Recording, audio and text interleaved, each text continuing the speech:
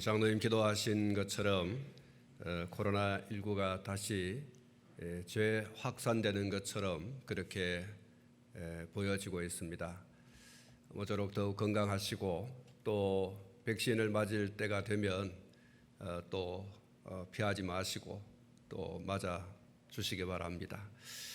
오늘 이 예배 가운데 성삼위 하나님께서 풍성한 은혜 주실 줄 믿습니다.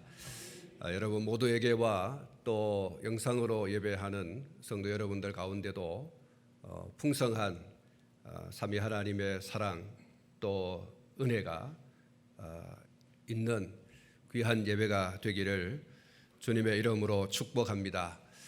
오늘 읽어드린 본문을 중심으로 쇠하여가는 사울의 집이라는 제목으로 세 번째 말씀을 드리게 되겠습니다. 오늘 읽어드린 말씀에는 사울의 형제 넬의 아들 아브넬 또 사울의 아들 이스보셋의 사촌인 아브넬이 죽임을 당하는 그런 서글픈 이야기가 오늘 본문에 기록이 되어 있습니다. 우리가 앞서서 살펴보았습니다마는 아브넬은 자신의 비대해진 권력을 앞세워서 너무 독선적이고 그리고 독단적인 그런 행보를 보였던 사람이었습니다. 그리고 그 독선과 독단이 지나쳐서 그리고 그의 주인을 무시하고 업신여기는 그런 안하무인이 되었습니다.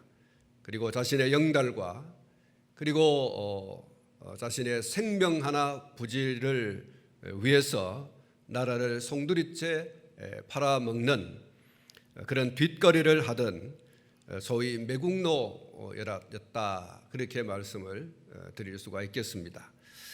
그런데 이렇게 승승장구할 것 같았던 이 아브넬이 뜻하지 않은 적수를 만나게 되어졌고 마침내 그에 의해서 죽임을 당하게 되어집니다. 오늘 본문 27절 말씀에 보면 아브넬을 죽인 사람이 요압이라고 소개를 하고 있습니다. 27절 아브넬이 헤브론으로 돌아오매 요압이 더불어 조용히 말하려는 듯이 그를 데리고 성문 안으로 들어가 거기서 배를 찔러 죽이니 이는 자기의 동생 아사헬의 피로 말미암음이었더라. 이렇게 말씀을 하고 있습니다. 사랑하는 성도 여러분, 아브넬이 이런 어설픈 또 어떻게 보면 비참한 한 나라의 군대의 사령관이라고 하는 이 사람이 이렇게 어설픈 죽음을 당하게 되고 비참한 최후를 맞이하게 되어졌는데 그 과정이 이렇습니다. 아브넬이 자신의 죽은 이스보셋을 배반하고 다윗에게 들러붙어서 생명을 부지하고 그리고 또 다른 영달을 꿈꾸면서 나라를 두고 다윗과 은밀한 그런 거래를 하고자 했었습니다. 이것에 대해서 다윗이 좋은 반응, 호반응을 보이게 되자 이스라엘 11지파 지도자들을 설득하고 자신의 뜻을 따르도록 동조를 이끌어내고 그것을 들고 직접 다윗을 찾아가는 그런 모습을 보였습니다. 그리고 다윗과 거래를 순적하게 끝을 내었습니다. 그리고 돌아가는 길이었습니다. 그런데 이 사실을 몰랐던 다윗의 군장 요압이 적군을 치고 돌아와서 그 사실을 이제 알게 되어집니다. 요압은 이 긴중한 일이 진행되는 때에 왜 그 현장에 없었을까? 다윗과 이 아브넬이 나라를 통합하는 이런 소위 이 협상을 하지 않습니까? 그 협상 테이블에 이 요압이라고 하는 다윗의 군장이 거기 참여하지 않습니다. 그리고 따지고 보면 이 아브넬은 다윗의 적수이지 않습니까? 이 적수의 나라, 적군의 나라, 그 나라의 군대 사령관이 찾아왔지 않습니까? 자칫하면 다윗의 생명을 잃을 수도 있는 그런 순간이 올 수도 있지 않겠습니까? 그런데 요압이 그 현장에 없습니다. 다윗의 생명을 지켜줄 그 군대의 장군 요압, 그 사령관이 이 협상 테이블에 함께하지 않습니다. 그 이유를 호크마 주석을 보면 이렇게 설명을 하고 있습니다. 두 가지로 설명을 하고 있는데, 하나는 당시 지나치게 강한 세력을 가지고 있던 요압을 견제하고 아브넬과의 협상에서 간섭을 배제하기 위해서다.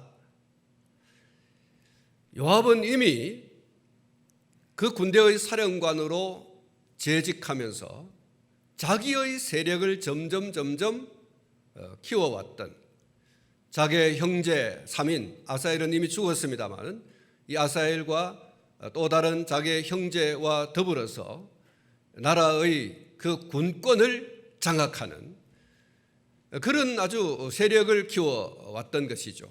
다윗이 그 사실을 모를 리가 없습니다. 요압이 다윗과 함께 그 어려운 세월을 같이 지내면서 살아왔기 때문에 다윗이 이 요압을 참 아끼고 사랑하고 군대의 사령관으로 세울 만큼 또 그만한 기량이 있고 재능이 있고 힘이 있는 이 사람이었는데, 근데 이 사람이 점점 자기의 형제들과 더불어서 자기 세력을 키워온 거죠. 그래서 이 협상의 테이블에 함께 앉게 되어지면 감나라 되추나라 이렇게 또 훈수를 두고 자기 주장을 아주 강하게 또 피력할 수 있는 여지가 있어요. 다윗이 이것을 미리 알고 사전에 이 요압이라고 하는 이 사람을 변방, 적군이 누구인지 모르겠지만 아마도 블레셋이 아니겠는가. 그 블레셋 그리고 그 주변 이스라엘의 변방에, 유다의 변방에 있는 이 적군들과 좀 싸워가지고 이제 노량물을 가져오도록 이렇게 이제 내보낸 거죠. 그리고 또 하나의 그 이유를 요압과 아브넬 사이에 일어날지도 모르는 충돌을 미연에 방지하기 위해서라고 했습니다.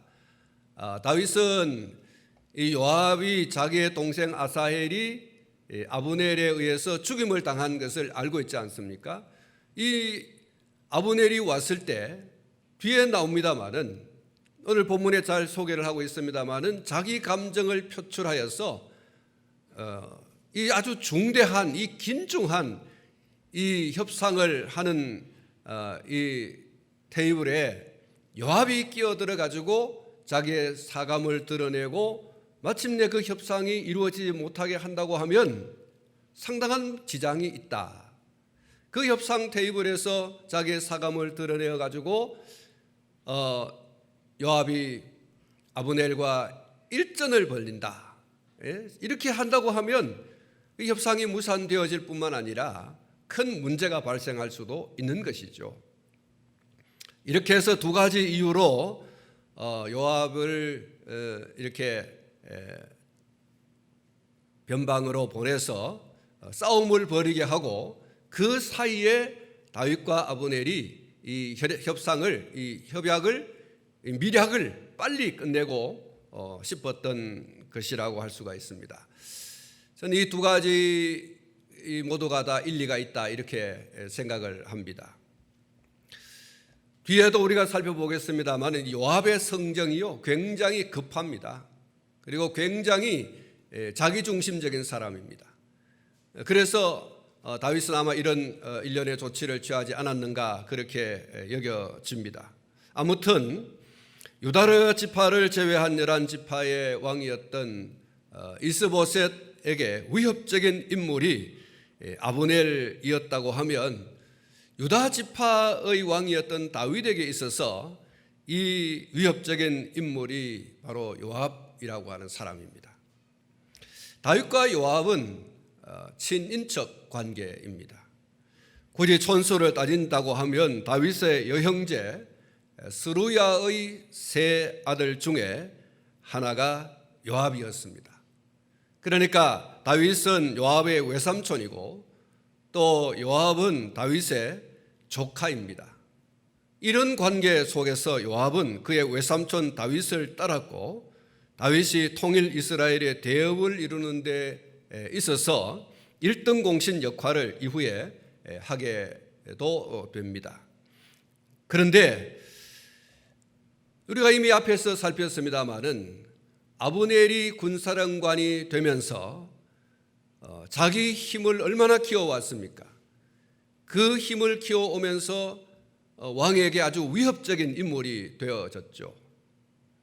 그래서 왕이 이 아브넬이 자기 아버지의 여자였던 첩을 취하게 되어졌을 때 어찌하여 그런 일을 했느냐고 그렇게 질책을 할 때에 잘못했다고 하기보다는 내가 무슨 잘못을 범했냐, 내가 그동안 당신이 왕의 자리에 앉기까지 얼마나 큰 힘을 보탰고 공을 세웠느냐, 소위 내가 1등 공신인데 내가 이렇게 좀 획기로서니 이걸 가지고 나를 꾸짖느냐, 내가 한 일에 비하면 이건 아무것도 아니다, 그리고 내가 한다고 하면 하는 거지 당신이 왕의 자리에 있다고 해서 나를 이렇게 질책하고 꾸짖느냐라는 식으로 이렇게 아브넬이 그의 주군인 이스보셋에게 소위 항명을 하게 되어지죠. 그리고 나서 그는 자기의 살 길을 찾아가기 위해서 또 다른 영달을 위해서 다윗과 나라를 팔아먹고자 하는 이런 매국노 역할을 하게 되어졌습니다. 요압도 그에 못지않은 사람입니다. 요압도 아주 다윗에게 있어서 위협적인 그런 인물이죠. 앞에 말씀을 드린 것처럼 다윗의 그 어려운 10여 년의 세월 동안 함께 했던 사람이고 또 다윗이 통일 이스라엘을 이루는 데 있어서 1등 공신 역할을 한 것이 사실입니다. 그런데 이 요압이 아브넬에 못지않은 아주 독점력이 강한 그런 사람이었습니다. 다시 말하면 누가 자기보다 앞서거나 누가 자기보다 어떤 큰 일을 하거나 누가 자기보다 높은 자리에 앉거나 이러면 그것을 참지 못하는 사람, 아주 이 소화적 생각을 가지고 있는 아주 힘은 세고 강한데 이 속이 좁은 사람이에요. 그리고 아주 독점력이 강한, 뭔가를 하고자 하면 그걸 마침내 이루어내야 되는 이런 어떤 것을 가지고 있는 사람이 바로 이 요압이었습니다. 그는 정말 누가 잘 되는 꼴을 보지 못했어요. 그리고 누군가가 자기에게 해를 입히면 끝까지 그것을 돌려줘야 되는 아주 그런 사람이 요압이었습니다. 다윗 몰래 자기 세력을 키워온 이것도 아브넬과 닮은 꼴이라고 할 수가 있습니다. 그는 그의 동생 아비새와 함께 이 군권을 장악했어요. 그리고 중요한 순간에 다윗의 명을 거역하는 그런 사람이었습니다. 특별히 오늘 이 본문 말씀에 소개되고 있는 요압이 자기 몰래 군사를 움직여서 아브넬을 불러오게 하고 그 아브넬을 죽여버린 일입니다. 다윗 몰래, 자기의 주군인 다윗 몰래 이 아브넬을 죽여버리죠. 앞에 말씀을 드린 것처럼 아브넬은 다윗에게 있어서 통일 이스라엘을 이루는 그 협상 테이블의 상대 사람이지 않습니까? 근데 그 사람을 죽여버리면 다윗과 아브넬 사이에 맺어졌던 그 밀약이 완전히 무산되는 거예요. 다윗이 통일 이스라엘의 왕이 되는데 굉장한 지장을 초래할 수밖에 없습니다. 그런데 이 아브넬을 몰래 불러와 가지고 그를 죽여버린 거예요. 밀약은, 약속은 상대자가 있습니다. 그런데 이 상대자가 죽어버리면 그 밀약, 그 약속은 무산되는 거예요. 자, 위급한 일이 이 다윗에게 닥쳐왔는데 그 일을 누가 저질렀느냐? 요압이 저질른 거예요. 왕도 몰래 그 협상 테이블의 주인공을 불러와 가지고 죽여버리는, 이게 여러분 요압이 가지고 있는 독점력입니다. 아주 독선적이고 독단적인 행동을 한 것이죠. 다윗이 이것을 제지하지 못했습니다. 오늘 이 본문 말씀을 지나가지고 39절 말씀해 보면 다윗이 왜 이렇게 요압이 자기 몰래 이런 어떤 군사를 이렇게 움직이고 또 자기 몰래 중요한 나라의 운명이 걸려있는, 또 다윗에게 있어서도 아주 절체절명의 어떤 이 통일 이스라엘을 이루는 데 있어서 상대자였던 이 아브넬을 요압이 죽여버렸는데, 그럼에도 불구하고 다윗이 아무 소리도 못하고 꾸짖지 못하고 어떤 벌을 주지도 못하고 이렇게 한 이유를 39절에 보면 이렇게 기록하고 있습니다. 내가 기름 부음을 받은 왕이 되었으나 오늘 약하여서 스루야의 아들인 이 사람들을 제어하기가 너무 어려우니 여호와는 악행한 자에게 그 악한 대로 갚으실지로다 하니라. 여러분, 이게 무슨 말입니까? 아니, 왕인데 아무리 친인척 관계 있다고 하더라도 나라의 운명을 지금 허물어뜨리고 나라의 이 왕을 무시하고 한 행동에 대해서 어찌하여 왕이 신하에게 한마디 말도 못하는가? 어찌 신하가 잘못한 일에 대해서 불러 꾸짖지 못하고 또 벌을 주지 못하고 있는가? 다윗이 지금 오늘 이 39절에서 한탄하고 있는 거예요. 내가 약하다. 내가 사람이 없다는 거예요. 다윗이 이렇게 이 한탄하는 이유가 요압이 그동안 이 군사령관으로 있으면서 형제들과 힘을 모아서 군권을 장악하고 있는 거예요. 전쟁터에 나가서 야전사령관으로서 전쟁에 그 혁혁한 공을 세우고 있는, 어떻게 보면 전쟁의 잔뼈가 굵은 사람이 다윗이라고 할 수 있는데, 이 다윗마저도 이 요압 앞에서는 힘을 못 쓰는 거예요. 그만큼 요압이라고 하는 사람이 자기 세력을 키워왔다는 거죠. 형제와 손을 잡고. 여러분, 군권을 잡았다고 하는 것은 군은 상명하복의 조직이지 않습니까? 사령관이 한마디 하면 그 말에 죽기 아니면 살기로 복종하는 것이 군의 생리입니다. 이런 군권을 장악하고 있으니 다윗이 한마디 말도 못하는 거예요. 오죽하면 다윗이 죽으면서 솔로몬에게 유언으로 남긴 말, 요압을 절대로 그냥 죽게 하지 말라고 얘기했겠습니까? 그 백발로 하여금 절대로 그냥 무덤에 들어가게 하지 말라. 다윗이 평생토록 요압에 대한 그 아픔을 가지고 있어요. 요압에 대한 그런 어떤 좋지 않은 감정을 가지고 있어요. 신하로서 왕에게 충성을 다하는 것이 당연함에도 불구하고 요압이 자기 형제의 힘을 믿고 군권을 장악하여 왕에게 위협적인 존재가 되어버린, 왕도 몰래 왕과 협상을 마주했던 사람을 이렇게 죽여버리는 이런 일을 요압이 하게 되어졌는데, 정말 다윗은 힘이 없어요.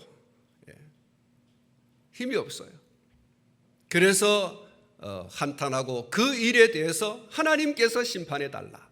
오늘 이 본문 말씀 보면 아주 참 이런 기도도 할 수 있는가 할 정도로 그런 기도를 다윗이 이제 하고 있는 것을 보게 되어집니다.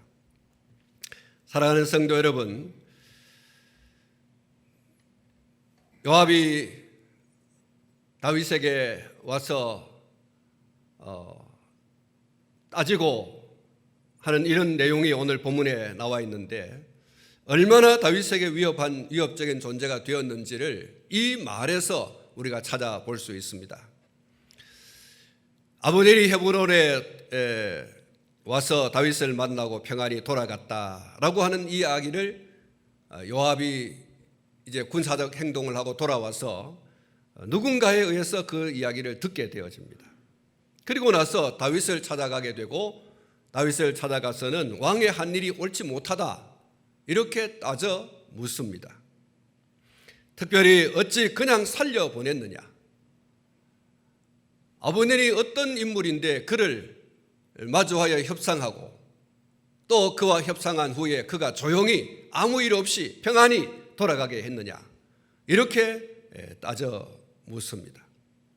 그리고 이어서 요압이 아브넬이 다윗을 찾아온 것은 왕을 속이고 정탐하러 왔다고까지 하면서 다윗과 아브넬, 왕과 자기 주군인 이 다윗과 아브넬과의 그 협상을 아주 평가절하해버렸죠.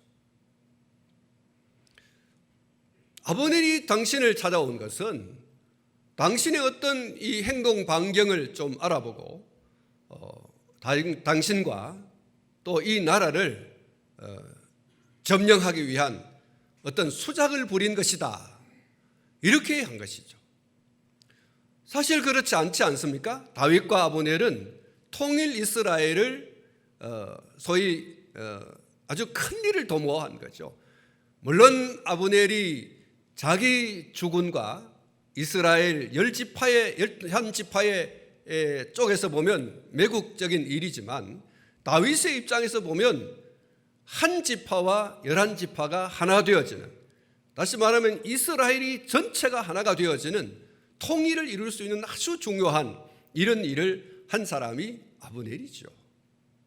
그런데 요압이 돌아와 가지고 왕과 아브넬이 한 이 일은 소위 말해서 이건 소꿉장난하는 것이고 이건 정말 있을 수 없는 그런 일이라고 하면서 아주 평가절하해버리고 하는 이런 언사를 거침없이 하게 되어집니다. 그리고는 다윗의 허락도 없이 아브넬을 불러와 죽이게 되어집니다. 오늘 보면 24절로 26절 말씀 가운데 보면 요압이 왕에게 나아가 이르되 어찌하심이니까 아브넬이 왕에게 나아왔거늘 어찌하여 그를 보내 잘 가게 하셨나이까. 왕도 아시려니와 넬의 아들 아브넬이 온 것은 왕을 속입니다. 그가 왕이 출입하는 것을 알고 왕이 하시는 모든 것을 알려 함이니이다 하고 이에 요압이 다윗에게서 나와 전령들을 보내 아브넬을 쫓아가게 하였더니 시라 우물 가에서 그를 데리고 돌아왔으나 다윗은 알지 못하였더라. 그리고 어떻게 했습니까? 요압은 헤브론으로 데려온 아브넬을 뭔가 은밀한 이야기를 하는 것처럼 그렇게 하면서 칼을 빼들어 아브넬의 배를 찔러 죽였다. 그렇게 합니다. 아주 교묘하고 그리고 잔인하고 야비한 이런 방법으로 아브넬을 죽입니다. 여러분, 요압은 전쟁에 능한 사람입니다. 그리고 군권을 장악하고 있는 사령관이지 않습니까? 그러면 좀 우아하게 행동해야 되지 않겠어요? 사람을 불러와서 무방비 상태 그리고 무장 해제한 상태에서 아주 중요한 이야기를 하는 것처럼 이렇게 가까이 와가지고 칼을 숨겨 그 칼로 배를 찔러 죽이는, 이건 군사의 도가 아니죠. 장군의 도가 아니에요. 한 사령관의 군권을 장악한 사령관의 어떤 모습이 아니에요. 아브넬도 야비한 사람이지만 요압은 더 야비하고요, 더 이렇게 교묘하고 잔인한 사람입니다. 여러분, 가룟 유다가 얼마나 야비하고 교묘한 사람입니까? 자기 선생을 팔아먹는 데 있어 가지고 아주 친밀한 사람들이 나눌 수 있는 이런 입맞춤을 통해서 자기 선생을 팔아먹는 이런 가룟 유다와 같은, 요압이 그런 사람이에요. 아주 야비하고 교활하고 그리고 아주 잔인하고 교묘한 사람이 바로 이 요압입니다.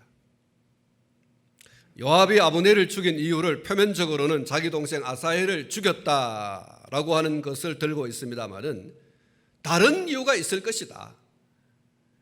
그의 성정을 가만히 살펴보면 단지 아사헬, 자기 동생 아사헬을 아비새가 죽인 것으로 그 사감을 드러내어 국가의 국운을 좌지할 수 있는 그런 어떤 문제를 좌초시키는 그런 일을 저지를 수 있는가?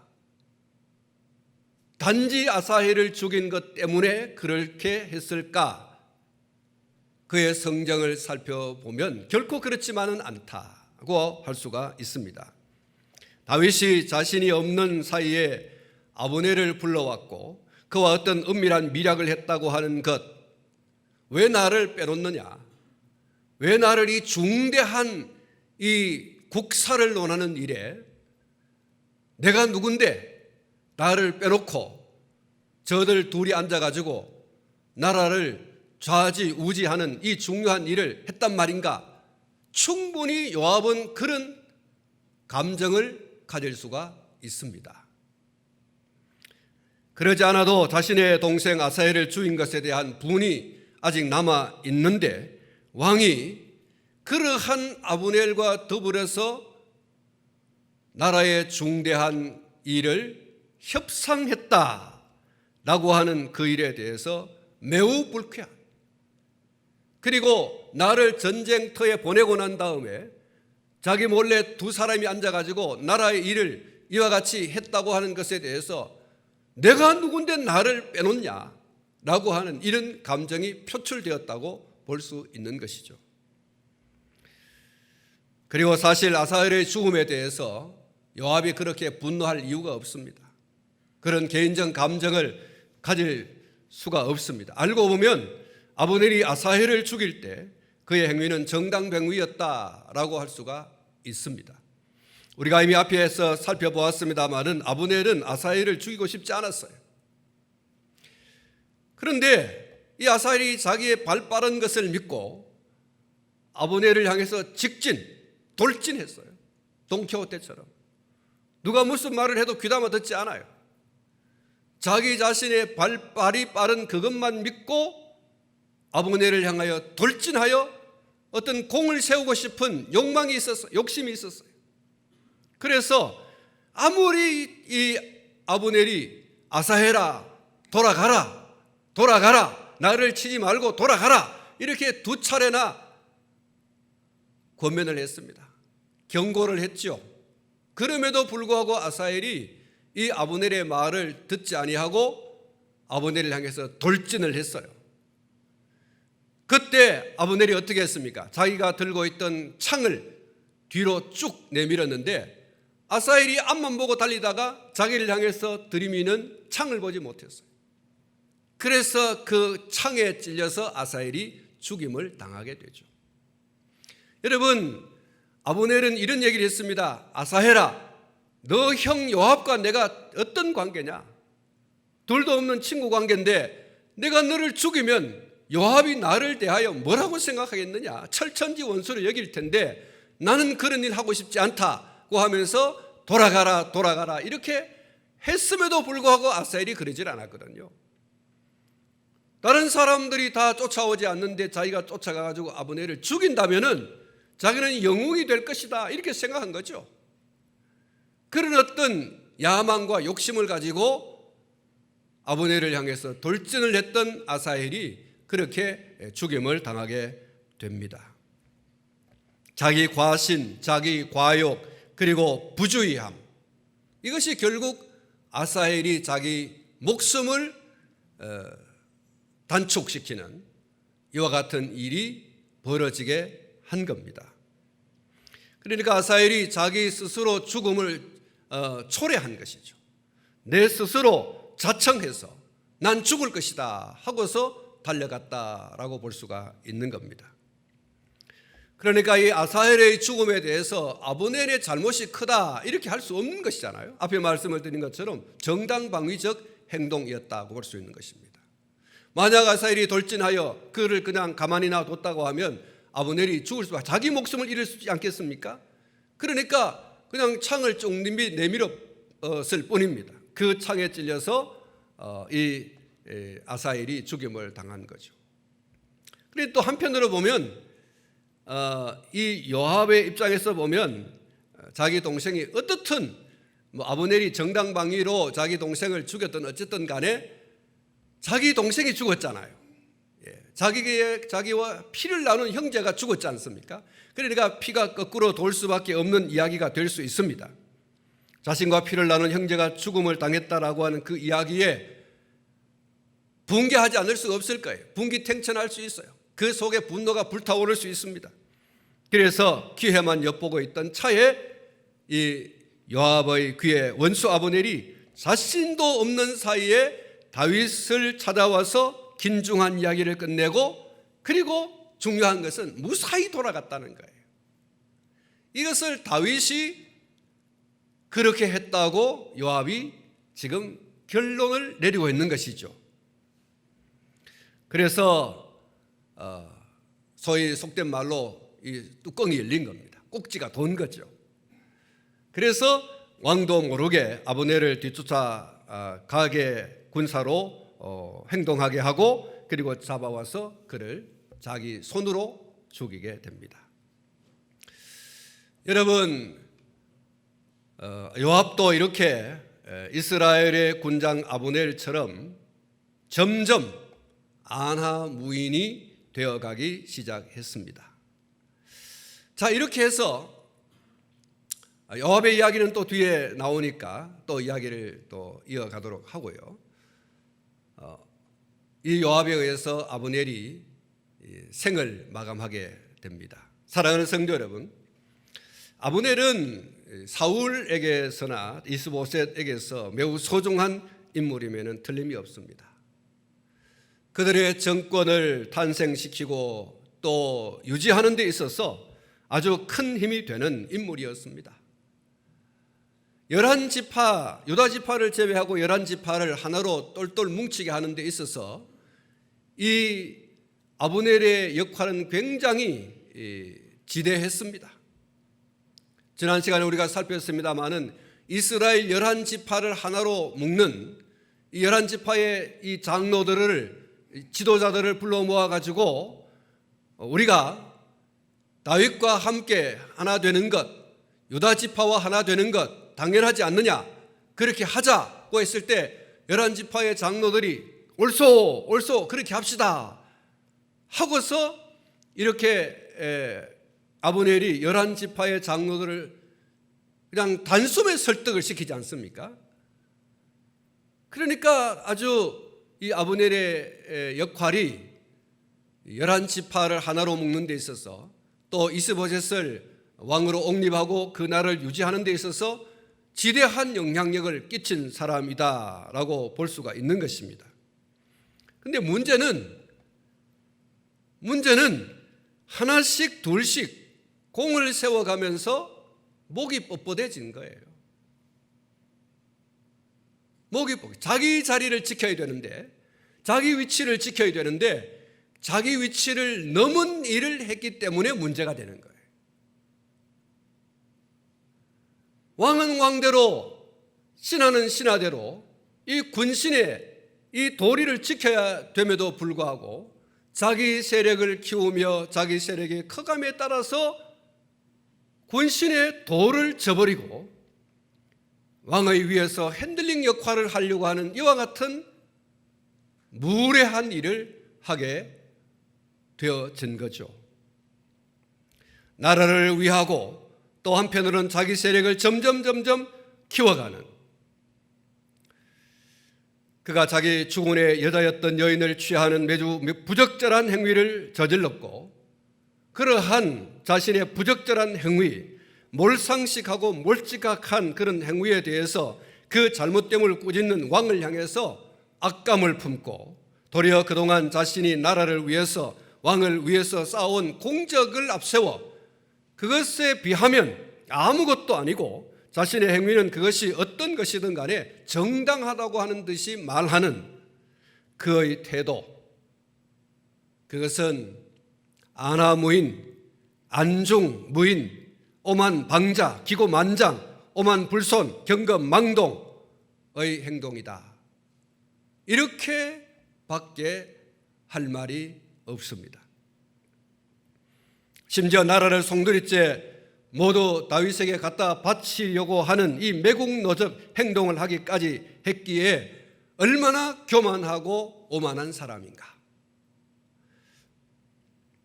그 교만함과 오만함이 하늘에 뻗쳤다라고 할 수가 있는 것입니다. 이런 악행이 계속되어지는 자가 승승장구한다고 하면 세상이 어떻게 되겠습니까? 이런 안하무인, 안중무인, 오만방자, 기고만장, 오만불손하고 경거망동한 자가 계속해서 승승장구한다고 하면 세상이 어떻게 되겠냐는 거예요. 그래서 성경이 경고하고 있습니다. 잠언 16장 18절에 교만은 패망의 선봉이요 거만한 마음은 넘어짐의 앞잡이니라. 잠언 18장 12절 사람의 마음의 교만은 멸망의 선봉이요 겸손은 존귀의 앞잡이니라. 잠언 11장 2절 교만이 오면 욕도 오거니와 겸손한 자에게는 지혜가 있느니라. 잠언 21장 24절 무례하고 교만한 자를 이름하여 망령된 자라 하나니 이는 넘치는 교만으로 행함이니라. 예레미야 50장 32절 교만한 자가 걸려 넘어지겠고 그를 일으킬 자가 없을 것이며 내가 그의 성읍들에 불을 지르리니 그의 주위에 있는 것을 다 삼키리라. 시편 75편 5절 너희 뿔을 높이 들지 말며 교만한 목으로 말하지 말지어다. 이렇게 말씀하고 있습니다. 사랑하는 성도 여러분, 성경은 처음부터 끝까지 절대 교만하지 마라, 목을 뻣뻣하게 하지 말라, 돈을 많이 가지고 있다고, 권력을 잡았다고 해서, 많이 배웠다고 해서 절대로 교만하지 말라, 뻣뻣하게 목을 세우지 말라.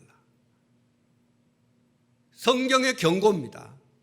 그리고 또 무엇이라고 말씀하고 있습니까? 베드로전서 5장 6절에 그러므로 하나님의 능하신 손 아래에서 겸손하라. 때가 되면 너희를 높이시리라. 야고보서 4장 10절 주 앞에서 낮추라. 그리하면 주께서 너희를 높이시리라. 잠언 3장 6절 너는 범사의 그를 인정하라. 그리하면 내 길을 지도하시리라. 욥기 22장 29절 사람들이 너를 낮추거든 너는 교만했노라고 말하라. 하나님은 겸손한 자를 구원하시리라. 할렐루야. 겸손하라. 그러면 내가 너를 높여주겠다. 교만하지 말고 겸손해라. 겸손하면 내가 높여주겠다. 이렇게 말씀하고 있는 거예요. 빌립보서 2장 5절부터 11절 말씀 이렇게 말씀하고 있습니다. 너희 안에 이 마음을 품으라. 곧 그리스도 예수의 마음이니 그는 근본 하나님의 본체시나 하나님과 동등됨을 취할 것으로 여기지 아니하시고 오히려 자기를 비워 종의 형체를 가지사 사람들과 같이 되셨고 사람의 모양으로 나타나사 자기를 낮추시고 죽기까지 복종하셨으니 곧 십자가에 죽으심이라. 이러므로 하나님이 그를 지키 높여 모든 이름 위에 뛰어난 이름을 주사 하늘에 있는 자들과 땅에 있는 자들과 땅 아래에 있는 자들로 모든 무릎을 예수의 이름에 꿇게 하시고 모든 입으로 예수 그리스도를 주라 시인하여 하나님 아버지께 영광을 돌리게 하셨느니라. 할렐루야. 여러분, 이 원리는 변함이 없습니다. 하나님께서는 자기를 낮추고 겸손한 자를 높여주시지만 교만한 자는 물리치시고 교만한 자가 패망의 길로 가게 되어진다고 하는 것이죠. 여러분, 이 원리가 변함이 없다는 사실을 기억하십시오. 그래서 여러분, 오늘 저와 여러분들이 확실하게 해야 될 일이 있습니다. 망하는 길로 갈 건가, 아니면 흥하는 길로 갈 것인가, 죽음의 길로 갈 것인가, 아니면 생명의 길로 갈 것인가. 교만하면 망하는 길로 가게 됩니다. 겸손하면 흥하는 길로 가게 됩니다. 교만하면 죽음의 길로 가게 됩니다. 겸손하면 생명의 길로 가게 되는 줄로 믿습니다. 흥하는 길, 생명의 길로 오늘 저와 여러분들이 가야 할 줄로 믿습니다. 아브넬처럼 하면 망합니다. 여러분, 아브넬의 죽음은 결국 사울 왕가와 사울이 세운 나라가 망조가 되는 길로 가는 첩경이었습니다. 오늘 저와 여러분들이 더 겸손하고 더 겸손하면 하나님이 높여주십니다. 하나님이 높이시면 누구도 내려앉힐 수 없습니다. 흥하여 가는 여러분, 여러분의 가정, 여러분의 가문 되시기를 주님의 이름으로 축원합니다. 기도하겠습니다. 하나님 아버지,